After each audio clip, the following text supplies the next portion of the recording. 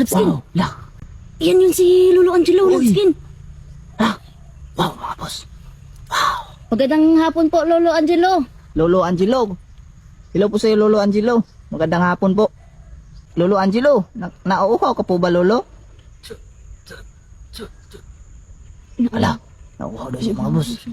At tinatanong niya mga kabusing kung dala po daw ba namin daw yung favorito niya na inumin. Oo, Lolo, dala po namin yung Lolo. Lolo Angelo, ibibigay ko na po sa iyo dyan, Lolo. Yan, sige po daw, mga kabusing. Saglit lang po, Lolo, ha? Yan.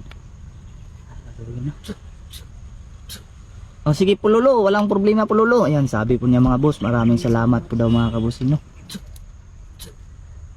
Ayan, thank you po daw talaga ng marami dahil sa palagi po daw namin siyang dinadalhan po daw ng mga chocolate daw. Paborito mo pala ang chocolate din kay Lolo Angelo? Napakatamis daw mga kabusing, sabi niya mga boss. Nagugustuhan mo pala talaga yan, Lolo, dahil sa lasa niya po. Lolo Angelo, meron ka pa bang tawagin to tunay na hitsura po?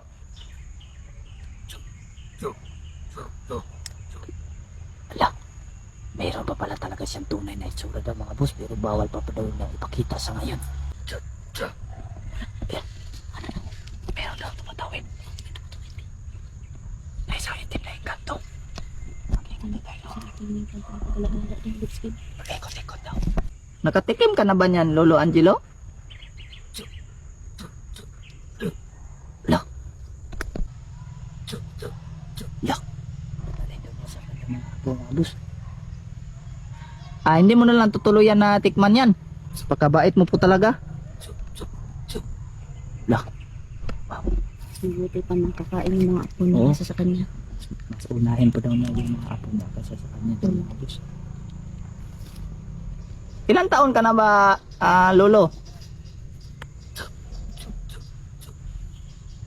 Ala, 2,000? 2,000 na pala talaga siya. Ala, Yun na naman. ala, wala siya. Ginawa na naman ni Lolo Angelo. Ha? Umalis na walang paalam. Kinain niya, oh. Yung ganyan, yung candy, pero yung parang mahaba. Yun yung hindi niya tinuloy na tikman. Bibigyan daw niya yun sa kanyang mga apo.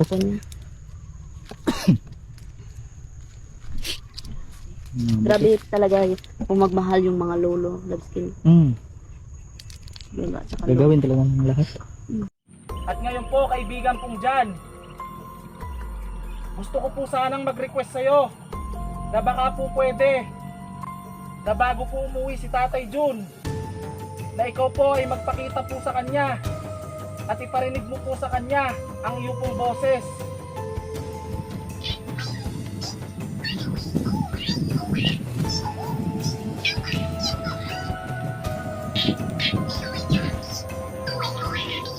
Maraming salamat po, kaibigan pong dyan.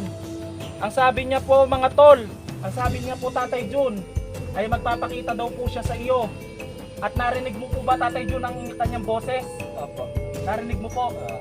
Opo. Salamat po kaibigan pong dyan dahil pinarinig mo po kay Tatay Jun ko ang iyong pong boses. At ngayon, kaibigan pong dyan, sige po, bago po umuwi si Tatay Jun, gusto ko po na magpakita ka po sa kanya. Maraming salamat po, kaibigan ko pong dyan. Ngayon po, Tatay Jun, tatanungin po kita. Nakikita mo na po ba ang kaibigan ko pong duwende na si kaibigan pong dyan? Asan po? Naupay po, Tatay Jun, wag niyo na po ituro. Maraming salamat po, kaibigan pong dyan. Magandang gabi po. Ano pong ginagawa mo dito? Taga dito po ba kayo? Makidaan lang sana po. Pasensya na po kung nadisturbo kita. Pwede po ba kayong humarap para makita yung mukha nyo? Bakit po kayo nakatalikod? Parang hindi makaintindi ng Tagalog, idol. Mukhang Bisaya. Ang nilalang na ito. Sana hindi ito masamang elemento. Ibang elemento na naman ang nasagupan natin ngayon. Makikita nyo dyan sa screen natin kung anong klaseng nilang na nakuna natin. Nandito tayo sa napakalaking damuhan. Walang katao-tao dito. Kaya nakakapagtataka kung bakit nandito siya. Halos lahat ng suot niya ay puti. Pwede mo ba kayong muatubang? Tingnan nyo. Tingnan nyo yung muka. Parang inkanto, white lady, aswang o ano ba ang tawag sa kanya. Bakit po kayo hindi nagsasalita? Makidaan lang sana po ako pero nakahalang kayo dyan sa daanan ko. Taga dito po ba kayo? Hindi ka nagsasalita ha? Ibig sabihin masamang elemento ka ba? Pero bigyan kita ng opsyon. Oorasyonan kita. Kapag napasayaw ka sa orasyon ko, ibig sabihin mabait ka na elemento.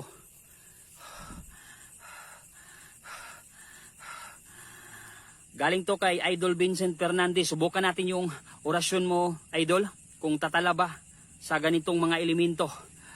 Tingnan nyo, hindi gumagalaw, pero ang haba ng mga kuko. Isus sigusum pakturum dikay dalin. Kutoy baum. Puh! Tingnan nyo, napasayaw. So, ibig sabihin, babait siya na elemento. Kung makikita nyo dyan, sumasayaw yung elemento na nakita natin ngayong gabi. Tingnan nyo.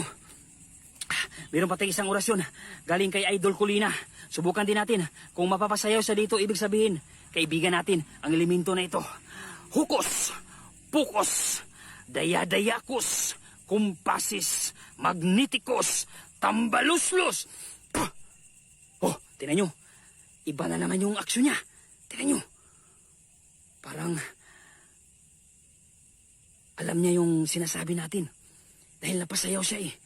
Alam niya kung anong gagawin niya. Kaya ibig sabihin nun, mga tol, mga idol dyan, isa siyang kaibigang elemento. Kaya magagamit natin siya para humingi tayo ng mga orasyon na panlaban sa mga masasamang elemento. Sana po, ako'y makidaan dyan at ako'y padaanin nyo. Pupunta natin yung mga lugar na hindi pa natin napuntahan. Alam ko, ito'y kaharian nyo at pasensya na po, ako'y natalang dito.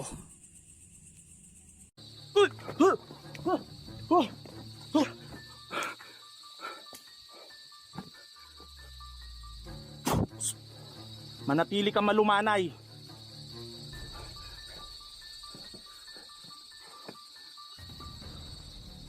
Kung nakakaintindi ka po ng salita namin mga tao, ako po ay walang planong masama.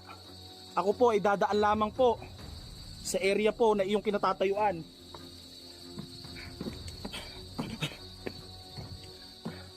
Malakas mga tol yung aura niya. Nanlilisik po yung mga mata niya.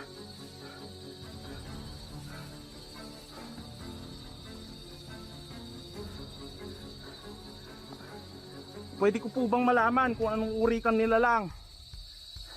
Ako po ay naparito upang mag-vlog lamang sa lugar na ito.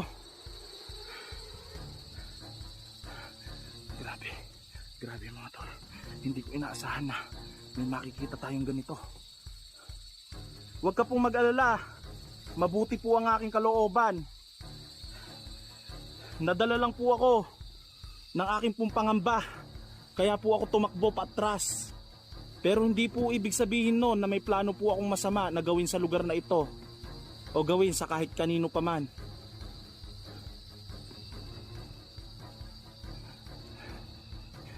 Iisa po mga tol yung mata niya.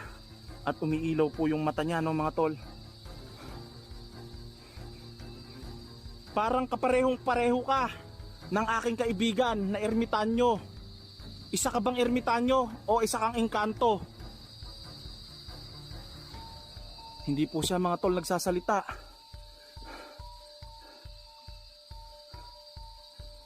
Hindi naman po sa nagmamayabang, nais ko lamang pong ipaalam sa iyo na ako po ay may kakayahan po na kumausap sa mga iba't ibang nilalang sa pamamagitan po ng aking pong orasyon. Pwede po ba kitang kausapin? Hindi ko po malaman mga tol, no, kung ano po ang gusto niya at bigla po siyang humarang sa atin pong dadaanan. Siguro ay ayaw na niya po tayong padaanin dito. Kundi man po kaya po siya nakaharang dito ay portal na po nila papuntang Biringan, ang kabila po ng batong iyan na kanyang kinatatayuan. Kaya po siguro humarang po siya dyan. Ngayon, sa pamagitan ng aking kakayahan at aking ihip ng orasyon, ay maiintindihan ko ang iyong mga sinasabi sa pamagitan ng ating pag-uusap ng isip sa isip.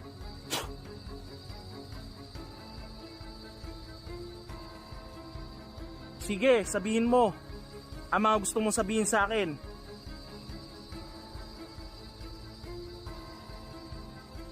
Ang sabi niya po mga tol, ay sino daw po ba ang pakay ko dito? Pasensya ka na po at naparito ko. Ang pakay ko lamang po dito ay puntahan po ang kaibigan kong ermitanyo na halos kamukhang kamukha mo. O ikaw po ba yon? Yung kaibigan kong ermitanyo na nagbigay po sa akin ng misyon. Ang sabi niya po mga tol ay anong misyon daw po ba ang ibinigay sa akin ng ermitanyong ito. Ang misyon pong ito ay ang pagsugpo po sa mga kasasamaan, katulad po ng mga tao po na may bertud ng kadiliman, at sila po ay mga nagiging ganap na mga aswang sapagkat taglay po nila ang lakas at kapangyarihan ng bertud na ito.